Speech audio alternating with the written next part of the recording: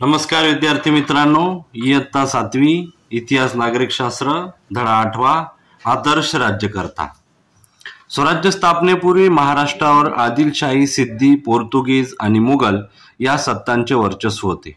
या सत्तांविरुद्ध शिवाजी महाराजांनी संघर्ष केला। ते सर्व प्रकारच्या प्रतिकूल परिस्थितीत सामोरे गेले।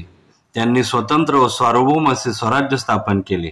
या स्वराज्याच्या कारभाराची व्यवस्था लावून दिली। स्वराज्याचे सुराज्य केले। महाराजांनी आपल्या कर्तृत्वाची नूतन सृष्टीत निर्माण केली। स्वराज्य स्थापनेसाठीचा संघर्ष करताना महाराज स्वतः अनेक मोठ्या धोक्यांना सामोरे गेले। अफजल खान भेटीचा प्रसंग, पन्हाळ्याचा वेढा, शाहिस्ते खानावरील छापा, आग्र्यातून करून घेतलेली सुटका हे सर्व प्रसंग मोठ्या जोखमीचे होते। त्यांनी या सर्व प्रसंगावर यशस्वी मात केली। त्यातून ते सुखरूपपणे बाहेर पडले। संघटन चातुर्य, स्वराज्य कार्यासाठी महाराजांनी आपल्या सभोवतालच्या लोकांना प्रेरित केले। त्यांच्याकडे विलक्षण संघटन चातुर्य होते। त्या चातुर्याच्या जोरावर त्यांनी आपल्या भोवती शूर व जीवाजीव देणारे लोक गोळा केले।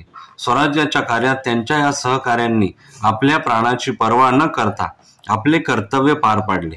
अफजल खान भेटीच्या प्रसंगी अत्यंत धोक्याच्या क्षणी बडा सय्यद यास ठार करणारा जिवामहाला पन्हाळगडाचा वेढा ओलांडून जाताना शिवाजी महाराजांच्या भूमिकेत वावरणारा शिवाकाशीच महाराज विशाळ गडाकडे गेले असताना त्यांचा पाठलाग करणारा, शत्रूची वाट रोखून धरणारा बाजी प्रभू देशपांडे, पुरंदरचा किल्ला लढवणारा मुरारबाजी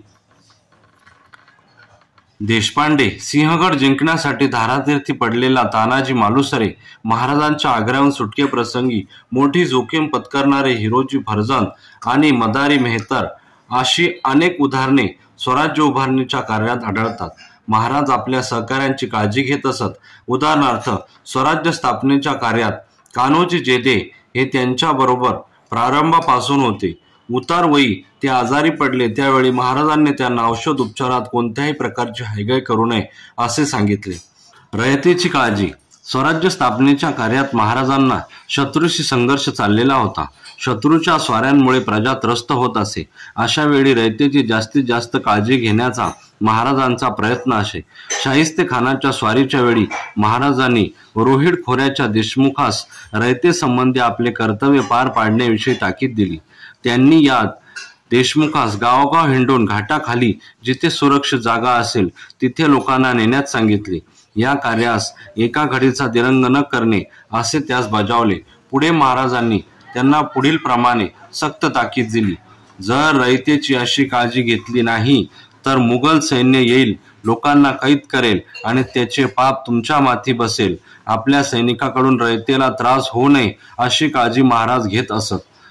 लष्कर विषयक धोरण, महाराजांच्या लष्कराची शिस्त कडक होती। सैन्यास वेळच्या वेळी वेतन दिले जावे याबाबत त्यांचा कटाक्ष होता। सैनिकांना वेतन रोख रकमेत देण्याची व्यवस्था होती। मध्ययुगीन भारतात ठिकठिकाणच्या राजवटींमध्ये आणि इतरत्र सैनिकांना रोख वेतनाऐवजी जहागिरी देण्याची पद्धत होती। महाराजांनी ही पद्धत रद्द केली। त्यांच्या मोहिमा जेव्हा शत्रूच्या प्रदेशात जात तेव्हा सैनिकांस जे काही मिळाले ते सर्व सरकारात जमा करण्यासंबंधी लष्करास ताकीद होती। मोहिमेमध्ये पराक्रम केल्याबद्दल सैनिकांचा मान सन्मान केला जात असे। लढाईत जे सैनिक मृत्यू पावत त्यांच्या कुटुंबियांच्या उदरनिर्वाहाची काळजी घेतली जात असे। जखमी सैनिकांची काळजी घेतली जात असे। लढाईत शरण आलेल्याला किंवा कैद झालेल्याला शत्रू सैनिकांना ते चांगली वागणूक देत असत। माहिती आहे का तुम्हाला, पीक लावणी, संचनी, उगवणीच्या काळात युद्धाला तोंड फुटले तर शेतकऱ्याच्या दैन्याला काही पारावार राहत नसे। सैन्याच्या हालचाली, पेरणीच्या कामात आड तर येतच, पण सैनिक उभे पीकही काही वेळा कापून नेत अथवा नष्ट करत, शेतकऱ्यांची घरे लुटत। आपल्या सैनिकांना अशा कृत्यापासून परावृत्त करावे असे आदेश महाराजांनी अधिकाऱ्यांना दिले होते। या संदर्भात इसवी सन 1674 मध्ये छत्रपती शिवाजी महाराजांनी आपल्या लष्करी अधिकाऱ्यांना उद्देशून लिहिलेले पत्र फार मोलाचे आहे। महाराजांनी लष्कराच्या शिस्तीसंबंधी किती बारकाईने विचार केला होता याची यावरून कल्पना येते। विलासित तसवीस देऊ लागत, ऐशास लोका जाती, कोणी कुणब्याचे दाणे आणील, कोणी भाकर, कोणी गवत, कोणी फाटे, कोणी भाजी, कोणी पाले, ऐसे करू लागलेत. म्हणजे जी कुणबी घरं धरून जीव मात्र घेऊन राहिली आहेत तेही जाऊ लागतील. कित्येक उपाशी मरायला लागतील. म्हणजे त्याला ऐसे होईल की मोगल मुलकात आले त्याहून अधिक तुम्ही ऐसा तळतळाट होईल. सहिष्णु वर्तन. महाराजांच्या ज्या सत्तांबरोबर संघर्ष करावा लागला त्यांच्यापैकी आदिलशहा, मुघल आणि सिद्दी या सत्ता इस्लामी होत्या. मात्र त्यांच्याशी संघर्ष करताना महाराजांनी स्वराज्यातील मुसलमानांना आपले प्रजाजन मानले. अफजल खानाच्या भेटीच्या वेळी महाराजांच्या सैन्यात सिद्दी इब्राहिम हा विश्वासू सेवक होता. सिद्दी हिलाल हा महाराजांच्या सैन्यातील सरदार होता. स्वराज्याच्या आरमारात दौलत खान महत्वाचा अधिकारी होता. महाराजांचे धार्मिक धोरण सहिष्णू होते.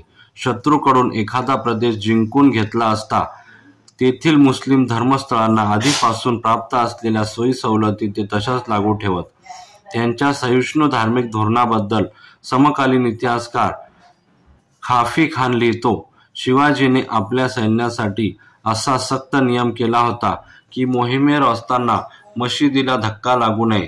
कुराणची एखादी प्रत हाती पडल्यास तिला पूज्यभाव दाखवून ती मुसलमान व्यक्तीच्या स्वाधीन करावी.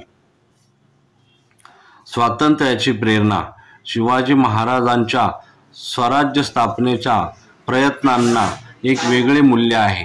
ते मूल्य स्वातंत्र्याचे आहे.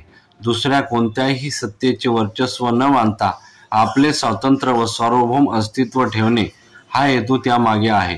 परकीय आणि अन्यायी सत्तांच्या विरोधात संघर्ष करताना महाराजांनी इतरांना स्वातंत्र्याची प्रेरणा दिली. मुघलांच्या सेवेत असलेल्या छत्रसाल जेव्हा महाराजांना भेटला तेव्हा त्यांनी त्यास बुंदेलखंडात स्वतंत्र राज्य निर्माण करण्याची प्रेरणा दिली. महाराजांच्या कार्याची थोरवी. महाराजांनी अनेक शत्रूंशी संघर्ष करत करत स्वराज्याची स्थापना केली. ही कृती त्यांचे युगप्रवर्तकत्व सिद्ध करते. परंतु या कृतीखेरीज त्यांच्या व्यक्तिमत्वामध्ये इतरही अनेक सद्गुणांचा समुच्चय आढळतो. महाराज अत्यंत बुद्धिमान होते. त्यांनी अनेक विद्या आत्मसात केल्या होत्या. त्यांना अनेक भाषा आणि लिपी अवगत होत्या. आई वडिलांनी केलेल्या स्वराज्य स्थापनेचे आणि नैतिकतेचे संस्कार त्यांच्या मनावर खोलावर रुजले होते. त्यांच्या व्यक्तिमत्वात चारित्र्य आणि सामर्थ्यशील आणि पराक्रम यांचा समन्वय झाला होता. त्यांच्याकडे नेतृत्व, व्यवस्थापन, दृष्टेपणा, राजकीय मुत्सद्देगिरी, मुलकी आणि लष्करी प्रशासनाविषयीचे प्रभावी धोरण, सत्य आणि न्याय यावरील निष्ठा, सर्वांना समान वागणूक देण्याची वृत्ती, भावी गोष्टींचा आराखडा तयार ठेवण्याचे नियोजन, नियोजित प्रकल्प तडीला नेण्याचे कौशल्य, संकटात खचून न जाता उफाळून येण्याचा निर्धार, सदैव जागृत राहण्याचा सावधपणा इत्यादी प्रकारचे असंख्य गुण होते. स्त्रियांच्या बाबतीत कोणी अनुचित वर्तन केले तर ते करण्यास ते कठोर शिक्षा करत. प्रजेतील शेतकरी, कारागीर, सैनिक, व्यापारी अशा सर्व घटकांची ते काळजी घेत. स्वधर्मातील व्यक्तीप्रमाणेच परधर्मातील व्यक्तीविषयी भेदभाव न करता आदर बाळगत. परधर्मात गेलेल्या व्यक्तींना परत स्वधर्मात येण्याचा त्या काळात विरोध होता. त्या काळात त्यांनी अशा व्यक्तींना परत स्वधर्मात घेतले. प्रसंगी त्यांच्याशी स्वतःचे नाते जोडले. समुद्र पर्यटनास धार्मिक कारणावरून विरोध होता. त्या काळात त्यांनी सिंधुदुर्ग सारखे जलदुर्ग बांधले आणि आरमाराची निर्मिती केली. समुद्रावरून होणाऱ्या बाह्य आक्रमणाची दखल घेऊन त्यावरचा उपाय त्यांनी तयार ठेवला होता, असा त्याचा अर्थ होतो. स्त्रियांच्या बाबतीत कोणी अनुचित वर्तन केले तर तसे करणाऱ्यास ते कठोर शिक्षा करत. प्रजेतील शेतकरी, कारागीर, सैनिक, व्यापारी अशा सर्व घटकांची ते काळजी घेत.